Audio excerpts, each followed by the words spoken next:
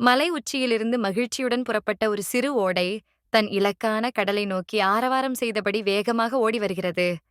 அதன் நீர் தெளிவானதாகவும் கலகலவென ஓசையிடுவதாகவும் உள்ளது. திடீரென அதன் பாதையில் ஒரு பிரம்மாண்டமான அசையாத கருங்கல் பாறை குறுக்கிடுகிறது. பாறையின் அருகில் வந்த ஓடை தான் செல்ல வழியின்றி கோபத்துடனும் விரக்தியுடனும் பாறையை மோதிச் சிதறுகிறது. பின்னோக்கி திரும்பி விடலாமா என அது யோசிக்கிறது. அருகில் இருந்த ஒரு பழமையான அரச மரம், ஞானத்தின் சின்னம், அதனிடம், சிறு ஓடையே, உன் பலம் மோதி உடைப்பதில் இல்லை, தொடர்ந்து செல்வதில்தான் இருக்கிறது. நீ உன் பாதையை மாற்றிக்கொள், உன்னை மாற்றிக்கொள்ளாதே என்று மெதுவாக ஆலோசனை கூறுகிறது.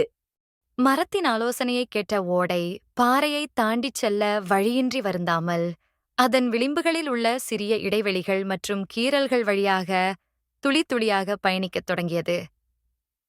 சிறிது சிறிதாக தன் நீரோட்டத்தால் பாறையின் அடிப்பகுதியை அரித்து ஓடை இடைவிடாமல் தொடர்ந்து கொண்டே இருந்தது.